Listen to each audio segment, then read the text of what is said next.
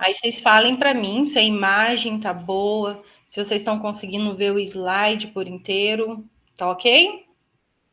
Sim. Então tá bom.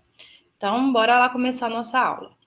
Ó, antes de começar, vocês receberam o material, o kit do pré-ENEM com os livros? Sim. Receberam, né? Então, ó, Eu não. não? Ah, então vamos fazer assim. Quem não recebeu, vou colocar meu telefone, depois meu WhatsApp, entre em contato para a gente resolver esse problema. Então, o que nós vamos fazer? São 2 professores para a mesma disciplina, né? O professor Darley, que começa da 1 e vai até 1h40, e eu inicio às 2 e nós vamos até 2h40, tá? Quem recebeu o material vai observar que nós temos 30 temas para ser trabalhado. Então, o que nós fizemos? Para não ficar muita informação, né? E o que nós fizemos entre eu e o professor? Nós fizemos a divisão desse conteúdo. Então, o professor Darley, primeira aula, ele falou dos seres vivos, e nessa aula a gente vai trabalhar um pouquinho sobre bioquímica celular, que é o segundo tema do livro de vocês, tá bom? E eu, que nem eu falei, quem não tem um livro, material, não se preocupa, vou colocar lá o meu contato, aí a gente conversa pelo WhatsApp para ver se a gente consegue solucionar esse problema, tá bom? Então, vamos iniciar a nossa aula aqui, ó. Fiz um resumo, é o conteúdo, tá, da apostila. Vou até falar aqui a página para vocês. Esse conteúdo está na página 15. Quem tiver o livro aí, quiser acompanhar, tá? Então, vamos falar um pouquinho sobre bioquímica celular. O que será que é isso? O que aborda, né? É o ramo da ciência que estuda a vida em sua forma mais microscópica. Quem que são? São as células. Então, a bioquímica celular, vocês vão observar que a gente vai estudar as moléculas, as estruturas e a função dessas moléculas, dessas estruturas para a vida da célula. Qual é a importância, qual que é a função dela dentro da célula. Então, vocês vão ver que a gente vai estar abordando esses assuntos, tá bom? E a gente vai buscar, né, entender esses componentes. A gente vai ver que vai ser componentes físicos, químicos, que são importantes para o funcionamento da célula, tá? Então, vamos lá. A gente vai começar com o contexto histórico, para iniciar, né, aqui no conteúdo de bioquímica. Então, vamos falar um pouquinho de um cientista, que o nome dele é Robert. Em 1665, ele inventou um microscópio, né, que é o microscópio que a gente fala que é o microscópio de Hawking, né, que é o sobrenome dele. E com esse microscópio, o que ele fez?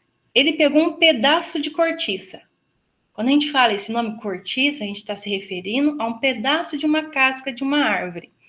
Ele pegou uma espécie arbórea que o nome dela científico é Quercus suber, ou nome popular, né, sobreiro. Que essa árvore ela é utilizada, não tem aquelas rolhas que são utilizadas para tampar o vinho, que são, né, que vem no vinho? Então, é essa espécie dessa árvore que é utilizada para a fabricação, para a produção dessas rolhas. Então, o que ele fez? Pegou um pequeno pedaço dessa casca de árvore e colocou no microscópio, que ele mesmo inventou.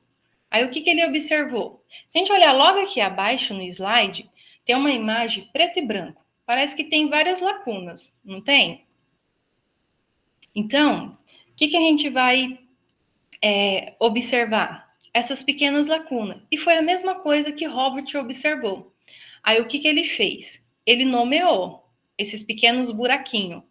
Ele colocou um nome latim, que é célula. Que quer dizer o quê? Célula. Mas só que o que ele estava querendo referir-se? Uma pequena cela ou uma pequena lacuna. Então, foi nessa época que se originou e que surgiu o nome, né, célula, através desse cientista, através desse experimento, né, que ele fez, dessa pesquisa. Tá? E aí veio outros cientistas, aí começou a estudar os micro-organismos, também alguém pediu solicitação para entrar? Gente, só vou voltar um pouquinho aqui, tá? É que a gente fica só na apresentação, eu não tenho visualização de vocês. Tá ok. Pode falar. Não? Então, tá bom. Se tiver algum questionamento, abre o microfone e fique à vontade, tá bom? Então, vamos continuar aqui.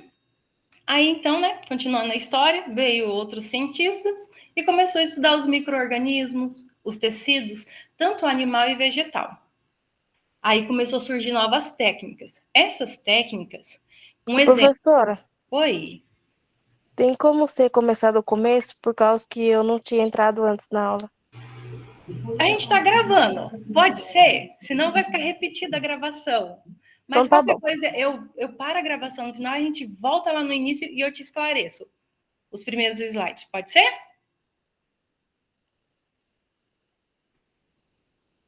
Dá um ok aí, então. Pessoal, então, o que aconteceu? Esses cientistas, eles começaram a desenvolver técnicas, e essas técnicas auxiliaram para a gente visualizar as moléculas, as estruturas dessas células. Uma das técnicas que até hoje é muito utilizada e tem uma grande importância é a citoquímica. Aí vocês vão perguntar, professor, que método é esse? O que é isso? Citoquímica.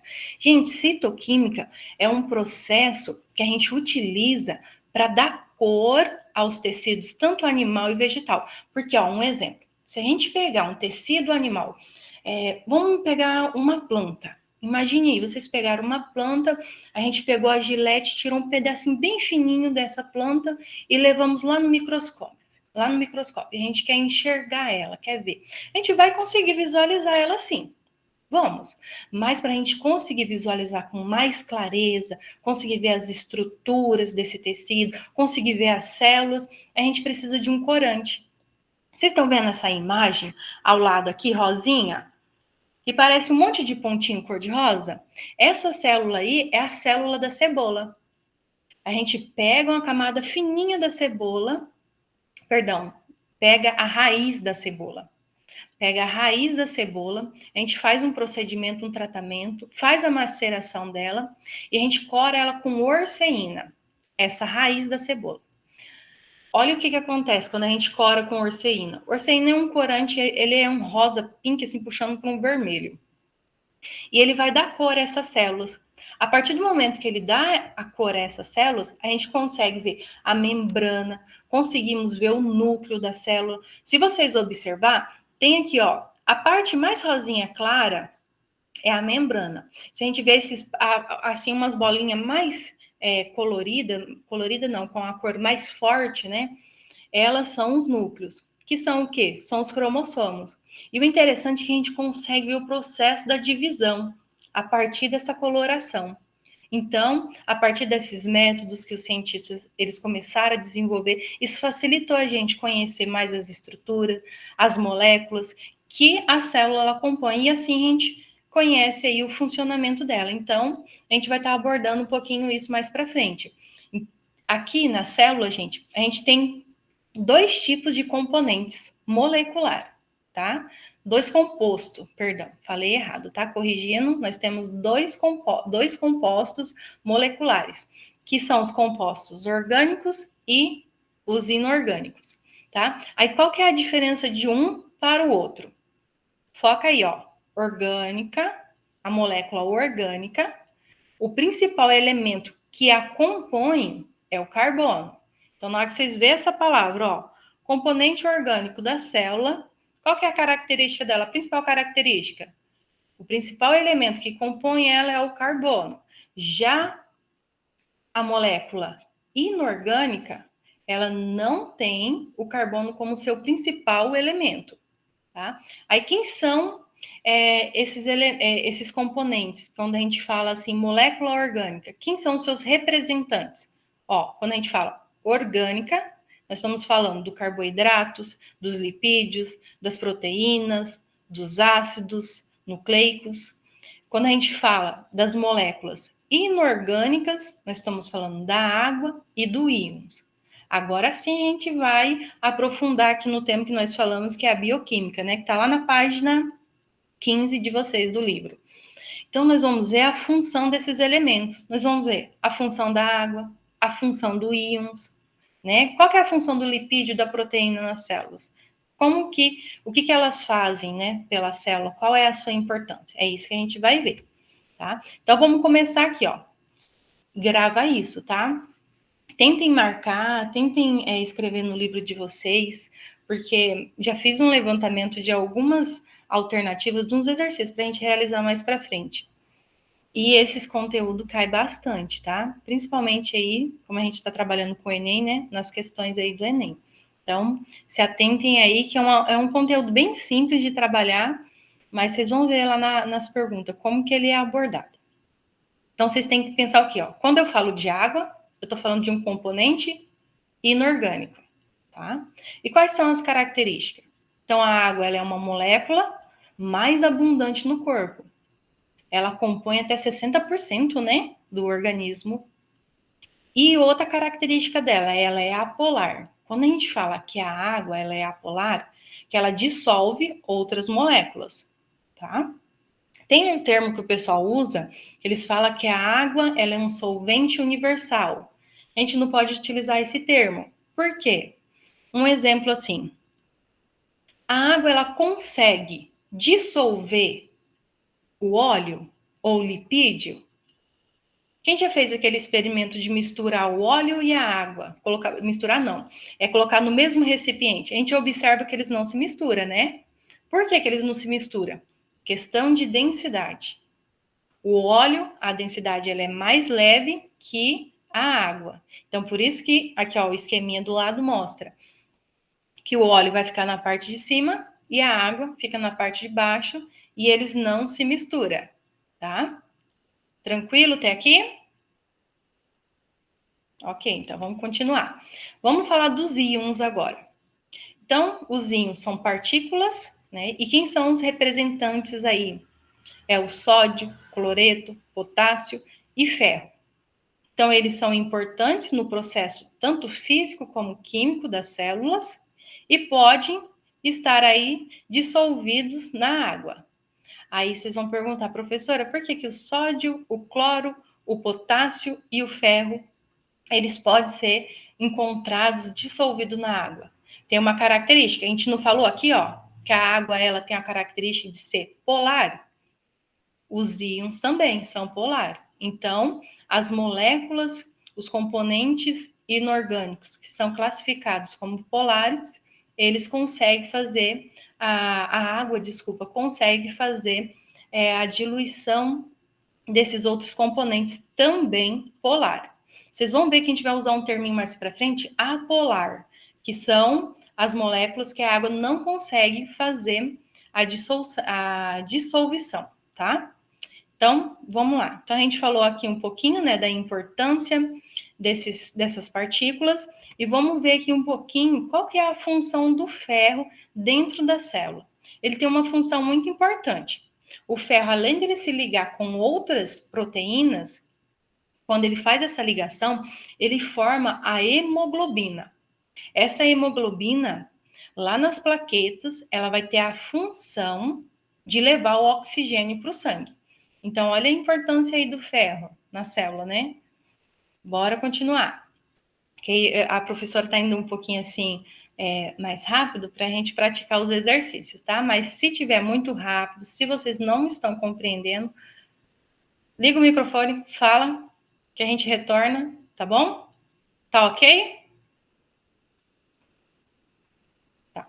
Vamos falar então, ó, continuando ainda no íons, tá? Dos componentes inorgânicos. Vamos falar do sódio, do potássio. Então, qual que é a função, tanto do sódio como do potássio na célula? Ela tem uma função muito importante também, que é a questão do equilíbrio osmótico da célula. Aí vocês vão perguntar, professor, o que é esse equilíbrio? O que significa isso? Gente, o equilíbrio osmótico é quando a gente está falando de um meio mais concentrado para um meio menos concentrado, tá? E o que acontece? Quando a gente tem um meio mais concentrado, ele sempre vai acabar interferindo no meio que está menos concentrado, que aí vai ter o quê? A diferença de concentração entre esses meios. Ó, o esqueminha aqui ao lado, que vocês estão vendo, tipo uma célula, né? Uma hemácia, desculpa, meia murchinha, e a outra bonitinha, e a outra que parece que foi, né, que ocorreu assim a explosão dela. Então, a gente vai explicar esse processo osmótico aqui, ó. A primeira célula que vocês estão observando, que parece estar murchinha, o que aconteceu com ela? Ela está em um meio que a gente fala que é um meio hipertônico. Esse meio, o que vai acontecer? Ele tem mais concentração na sua parte externa, significa que a pressão da parte externa, comparado com o interior da célula, ela é maior. Então, a concentração, a pressão da parte de fora, ela é maior do que da parte de dentro da célula. E isso faz com que a água da célula ela saia e causando, né, essa aparência aqui na célula. Parece que a gente pegou a célula, né, a hemácia, parece que esmagou ela, né? Então ela fica com essa aparência. Já o segundo esqueminha aqui, que é o isotônico, o que significa isso? Significa que o meio da célula, a concentração interna e a concentração externa, elas estão em equilíbrio. Então, a mesma concentração que a gente tem do lado de fora é a mesma que a gente tem do lado de dentro. Por isso que é muito importante manter o equilíbrio osmótico, para manter a integridade dessa célula, manter o seu formato e manter a sua estrutura, né? Já o meio hipotônico, o que vai acontecer com a célula? O meio no qual ela está inserido, a concentração, ela é menor. Então, o que vai fazer? A água vai adentrar dentro dessa célula e vai ocorrer o rompimento. Então, a gente observa ali, ó, que ela praticamente houve o rompimento da sua membrana, né? Então, o que acontece? O meio no qual ela está inserido, a concentração ela está mais baixa e a concentração dentro dela é mais alta, fazendo a comparação.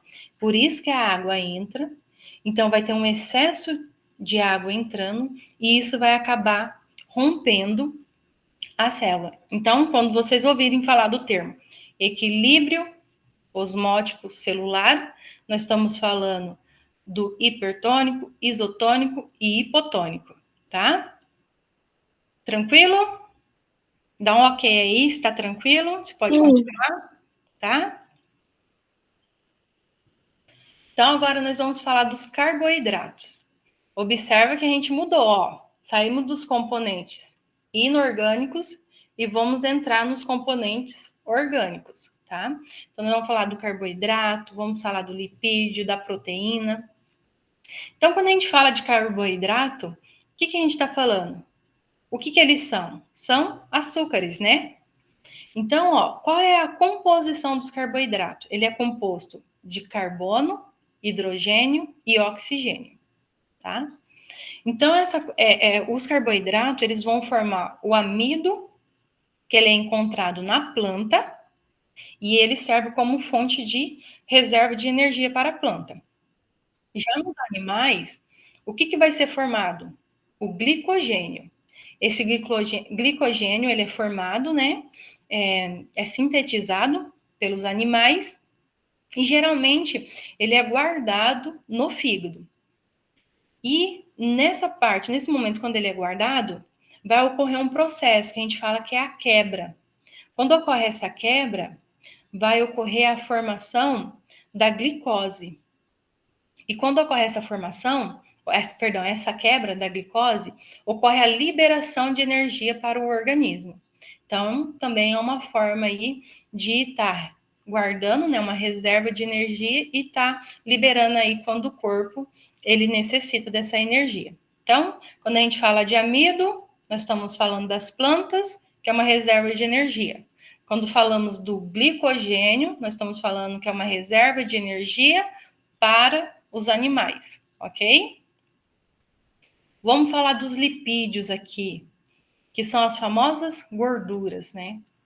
Então, são moléculas apolares Lembra que eu falei lá no início que ela não se mistura com a água? Não é solúvel a água? Então, aqui é uma característica também do lipídio, né? Qual que é a função do lipídio na célula?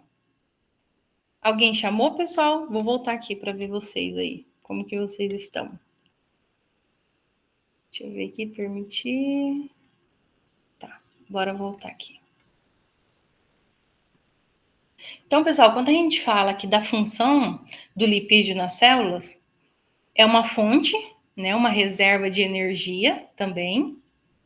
Só que ela também tem uma outra função muito importante, que ela vai ser um dos componentes ali na formação da membrana celular. Então, o que vai acontecer? O lipídio, ele se liga ao fosfato. Essa ligação vai formar o fosfolipídio e vai compor a membrana celular. Essa também é uma importância muito grande aí do lipídio para as células. E nós temos o colesterol. Eu não sei se vocês já ouviram falar, que tem um colesterol bom, tem um colesterol ruim, né? Aqui nós vamos falar do bom, tá? Então, o colesterol, ele pode ser ingerido, ele pode ser adquirido através de alimentos de origem animal, ou ele pode ser produzido pelo fígado, né? E tem uma outra importância muito grande do colesterol na célula. Ele é responsável pela produção dos hormônios sexuais, que seria o testosterona, que é o hormônio masculino, e o progesterona, que é o hormônio feminino. Outra função importante também que o colesterol tem, ele vai auxiliar na formação da vitamina D, tá? Olha, chegamos nos exercícios aqui. Agora eu vou voltar aqui e vou ver com vocês se vocês têm alguma dúvida referente aos slides, a apresentação da aula, e qualquer coisa a gente volta. Se não tiver, vamos passar para as perguntas? Pode ser? Sim. Pode sim. Então tá. Conseguiram compreender o conteúdo? Tá tranquilo? Falei rápido demais? Vamos voltar aqui então. Ó, eu vou deixar assim aberto para mim conseguir voltar aí em vocês para mim ver a resposta de vocês, tá bom? Dá para ver o slide? Dá para ler? Sim. Tá. Sim. Então vamos lá. Ó, primeiro exercício aqui sobre biologia celular. Gente, quando vocês verem o termo bioquímica celular e biologia celular, está falando do mesmo ramo, tá bom? O estudo das células, tá? Então vamos lá, vamos ler essa primeira pergunta aqui, bora. Essa vocês vão saber responder. Vamos treinar aqui. Ó, a biologia celular ou a citologia é a parte da biologia responsável por estudar o funcionamento das células e suas estruturas.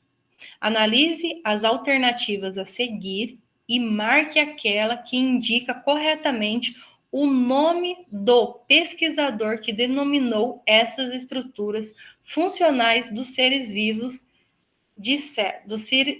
seres vivos de células. A gente acabou de falar dele, lá no primeiro slide. Ô, professora, não dá para mandar as mensagens no chat, tá? Não, calma aí, deixa eu ver se tá Aparece bom. o chat está indisponível. Deixa eu ver aqui. Tentem mandar agora.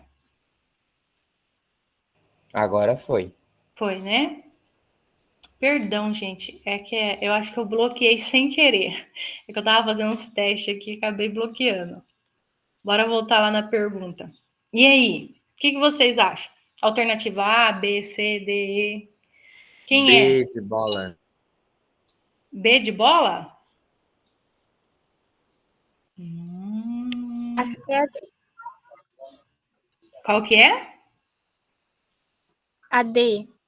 A D. Isso aí, a D. Vou até mostrar a carinha dele aqui, ó. Primeiro slide que a gente conversou, né? Ó.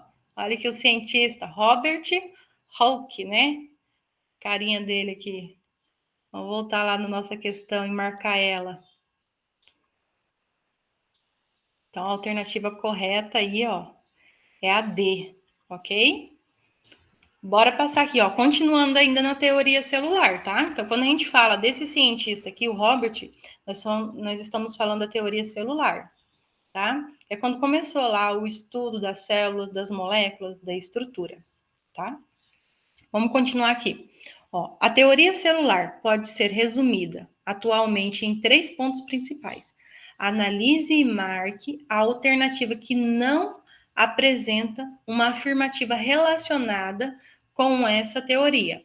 Vamos ler aqui a primeira alternativa. Todos os seres vivos são formados por uma ou mais células? E aí, o que vocês acham dessa alternativa? Todos os seres vivos. Tá certo. Ó, Certo. vamos ler ela de novo, ó. Todos os seres vivos são formados por uma ou mais células. Vocês lembram que nós temos seres vivos uni e pluri? Lembra desse termo? Sim. Sim. Unicelular e pluricelular? Quando a gente fala uni, uma única, né, célula. Quando a gente fala pluri, são formados por várias células. Aí eu pergunto para vocês, essa alternativa está correta? Tá correta. Ela tem um pedacinho ali que ela acaba pegando a gente. Ela fala todos os seres vivos. Não, ela tá errada. Então, quando a gente fala, ó, pensa na teoria celular. A teoria celular, ela é voltada mais para a estrutura da célula. Então, essa teoria não se enquadra na teoria do Robert, tá? Por isso que ela é incorreta. Conseguiram compreender o porquê ela não é a correta? Sim.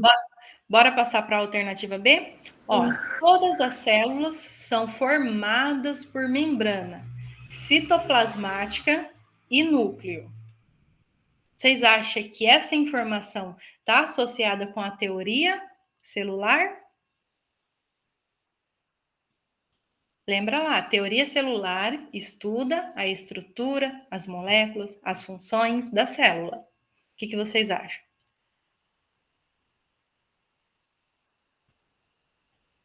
Eu acho que tá correta.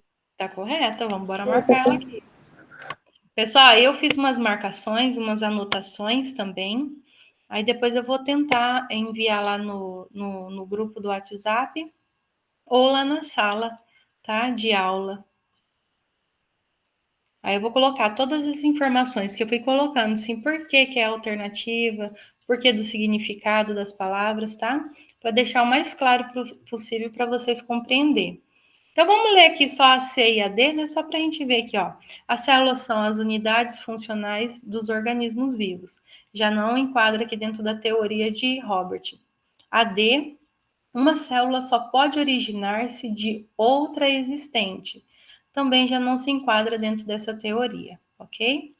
Então, bora aqui passar para a alternativa 3. Ó, de acordo com a teoria celular, quais dos organismos a seguir não poderia ser considerados seres vivos? Então, vamos lá de novo.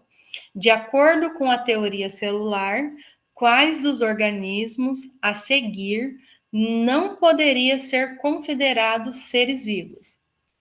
Um ser vivo, no caso, né? Vocês acham que é a bactéria, protozoários, alga? Que é o vírus. Isso, é o vírus. Sabe por que é o vírus? Antigamente o pessoal não, desculpa. Antigamente os cientistas, eles falavam que os vírus, eles não poderiam ser considerados seres vivos, porque eles não possuíam células. Mas aí a teoria celular, né, ela acabou admitindo que todos os seres vivos são formados por células, tá? Aí eu vou mandar essa questão para vocês também com os comentários. Bora passar aqui para a alternativa 4. Ó, sobre a água.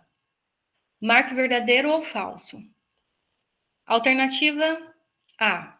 A água ela é considerada uma solução universal? O que vocês acham? O que eu coloco aqui? Vou voltar aqui para ver se eu vejo as respostas. E aí?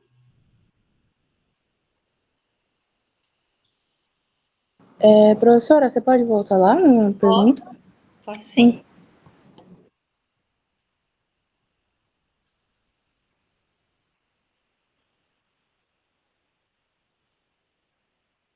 A gente pode colocar essa alternativa como verdadeira. A água ela é considerada uma solução universal? Ou um solúvel pode dissolver tudo? A gente viu isso na aula, no slide. Pode não, né? Porque, Não. ó, isso é falso, tá? Por que é falso? Um exemplo lá dos lipídios. A água, ela consegue se misturar ou dissolver o lipídio? Não consegue, né? Então, a gente não pode utilizar esse termo aqui, ó. A água, ela é considerada uma solução universal, ou um solvente, tá? Bora para a alternativa B. As moléculas de água são dipolares ou não? O que vocês acham? Não, elas são polares. Ó, isso aí. Bora para a alternativa. Alternativa C. A coesão entre as moléculas de água só é possível em razão da presença de pontes de hidrogênio. O que vocês acham? Alternativa verdadeira, falsa? Vou marcando aqui embaixo depois para vocês. Verdadeira? Isso aí. Aí eu vou colocar os comentários, tá, pessoal? No rodapé do slide, para vocês depois terem acesso. E a D. A água apresenta baixos valores de calor específico, evitando variações bruscas na temperatura dos organismos. Falsa. Isso aí. A água, ela apresenta sim, tá? Um alto valor. Se a gente deve pegar a água como uma das suas funções, né, na planta, eu não sei se você já observou que algumas plantas, elas liberam tipo umas gotículas de água, que são pelos estômatos. Ela faz aquela liberação ali, uma das funções é para estar amenizando a temperatura, resfriando mesmo, tá? Deixa eu ver, tem alguém pedindo para...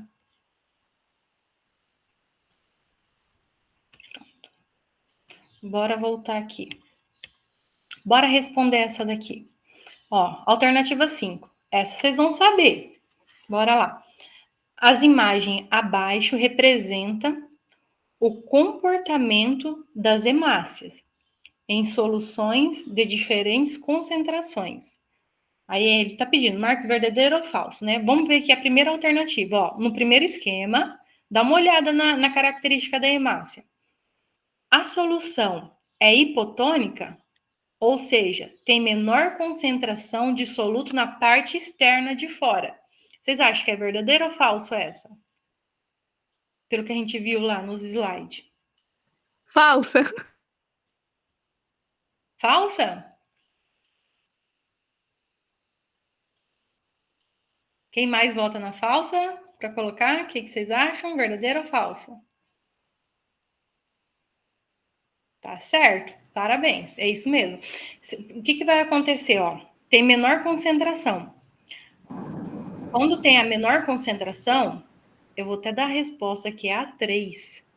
Aqui, no caso, vai ter uma maior concentração do soluto na parte de fora dessa hemácia. E quando a concentração é maior para o lado de fora, a hemácia ela acaba perdendo água. Por isso que ela fica com essa aparência aqui toda enrugadinha.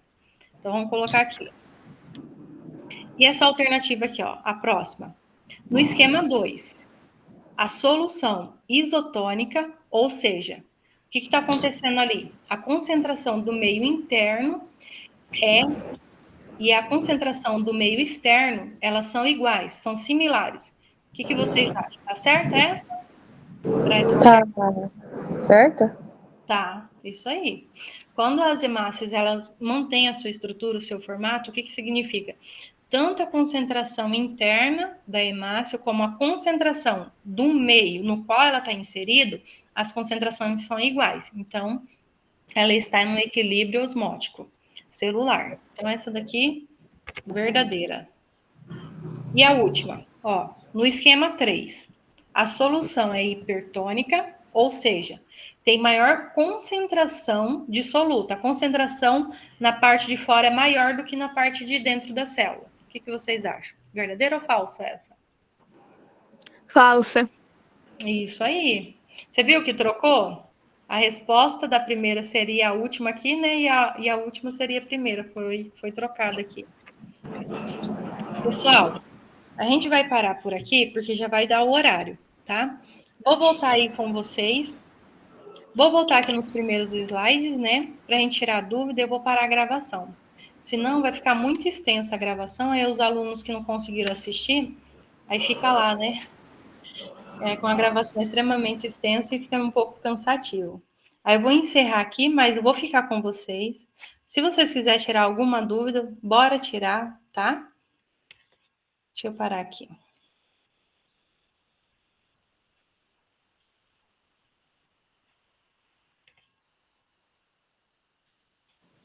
Professora, essa parte que você falou aí da teoria, ela tá no livro? Tá sim. Qual página? Página, deixa eu ver aqui rapidão, está na página 15. Página 15, bem no início. Ah, sim, obrigada. Agora eu fiquei na dúvida, será que eu parei a gravação? Não, não parei. Parar a gravação. Vamos parar aqui.